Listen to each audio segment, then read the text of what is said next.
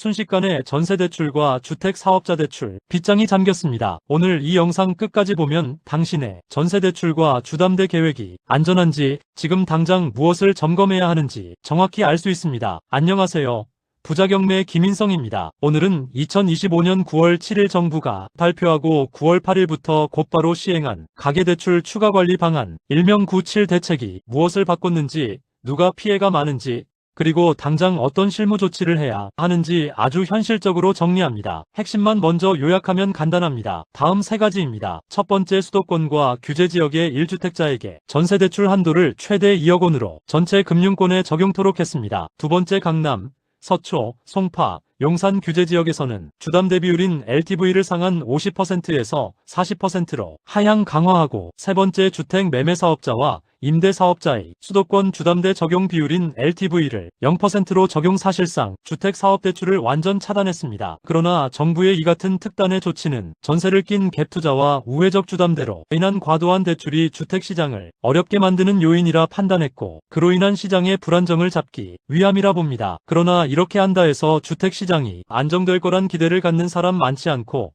오히려 주택 매매나 전세 시장의 혼란만 가중되고 대출이 필요한 돈 없는 서민들만 피해가 확산되고 여유 있는 자들의 시장이 될 위험성을 내포하고 있습니다. 전 정권에서 공급이 따르지 않은 수요 억제 정책이 철두철미하게 실패로 돌아가 국민들이 고스란히 피해로 돌아온 것을 떠올리면, 근본 공급 발표하면서 강한 수요 억제책을 한다 해서 시장이 안정된다는 기대는 금물입니다. 시장의 폭탄은 이미 떨어져 파편이 무분별한 가계대출로 주택 매매 행위를 일삼거나 갭투자로 시장을 혼란케 하는 사람들보다 어려운 전세입자와 선량한 주택임대인에게 더 많은 비판이 튀고 있습니다. 전세임대인이나 세입자나 주택 매매사업자나 주택임대업자나 공이 이 날벼락 같은 정부 정책에 차분히 대응해서 피해를 최소화하는 것이 최선의 방법입니다. 전세대출 한도 누구에게 어떻게 적용되나요? 첫 번째, 1주택자가 수도권에서 전세금 대출을 받을 때 적용됩니다. 보증기관별로 달랐던 한도가 이제 최대 2억 원으로 통일됐습니다. 기존의 보증 3사 서울보증, 한국주택금융공사, 주택도시보증공사에 따라 3억 원까지 받던 보증을 2억 원으로 줄어든 것입니다. 1주택자가 직장이동, 자녀교육, 병간호 등 일시적으로 전세집이 필요한 경우에도 적용됩니다. 두 번째, 수도권에 전세집을 구하려는 무주택자도 적용되나요? 수도권 무주택자도 안심할 수 없습니다. 무주택인 경우에는 대출 총액 상한선을 적용하거나 소득, 연령 등 일정 조건을 따져 한도가 달라질 수도 있겠으나 전세보증금 대출한도 2억 원이 적용될 가능성이 크다 봅니다. 이번 규제의 골자는 과도한 전세대출을 규제해서 주택 투기 수요를 방지하고 주택시장의 불안정을 해소하기 위함이기 때문에 무주택자는 조건에 따라 예외는 있겠지만 큰 기대는 할 수 없다 봅니다. 특히 규제지역에서는 무주택자라 해도 엄격히 적용될 가능성이 큽니다. 예외는 없나요? 시점이 중요합니다. 시행일인 9월 8일 이전 계약 또는 대출 신청은 예외적으로 종전 한도를 유지할 수 있습니다. 그 외에 만기 연장 시 추가 대출을 하거나 전세 갈아타기를 하는 경우에는 2억 한도가 적용됩니다. 국토부 통계에 의하면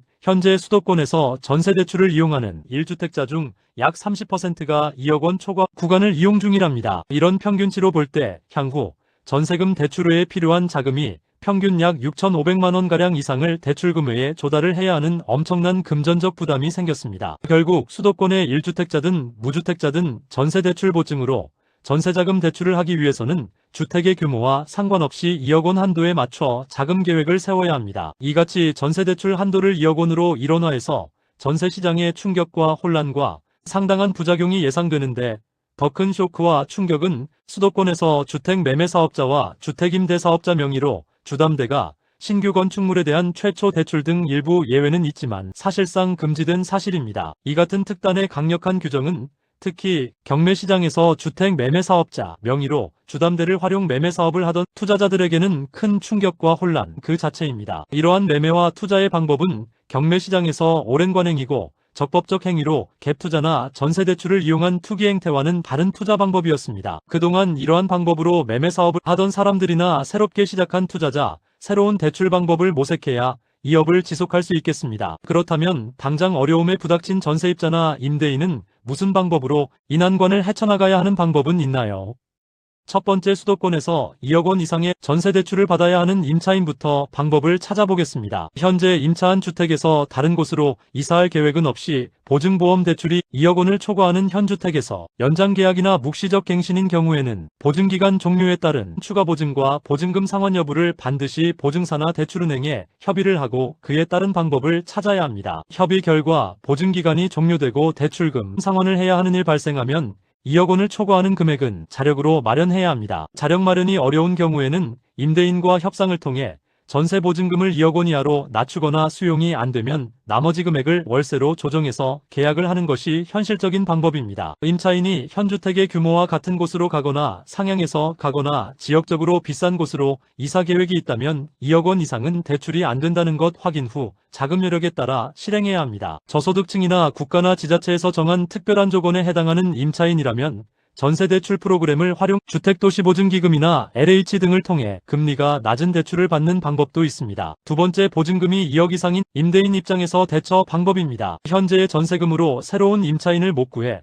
전세보증금 반환을 못 해주고 있는 어려움에 처한 임대인들은 진퇴양난이라 할 수 있습니다. 시장 상황도 안 좋은 데다 전세보증 상한제라는 규정 때문에 현 시세대로 임차인 구하기가 어려운 임대인들이 많습니다. 이런 어려움을 헤쳐나가는 길은 정부의 규정과 시장의 흐름에 따라 실행하는 것이 이 난관을 극복하는 길입니다. 기존 전세금이 보증금이 2억 원 이상이거나 시세보다 높고 새로운 임차인을 구해 보증금을 반환해야 할 상황이고, 현재의 보증금액으로 임차인을 구하지 못할 상황이라면 임차인이 2억 원 이상 보증보험 대출자인 경우 그 이상의 보증금을 최대한 상환하고 보증금은 2억 선으로 하고 나머지는 월세로 전환하는 재계약을 하는 방법이 가장 최선의 길입니다. 임대인이나 임차인이나 어려운 입장은 같습니다. 갭투자와 과도한 가계대출로 주택시장을 교란하는 행위를 방지하려는 규정으로 인해 선량한 많은 국민들이 어려움을 겪게 되는 시기에 임대인과 임차인 간의 원만한 협의 불발로 임차한 주택이 경매시장으로 가게 되면 임대인, 임차인 모두에게 큰 재산적 손실과 정신적 피해가 가중됩니다. 임대인, 임차인 모두 지혜로운 판단이 필요한 때입니다. 마지막으로 주담대를 통해 주택 매매업이나 임대업을 하는 개인 사업자들은 사업계획을 재검토해야 합니다.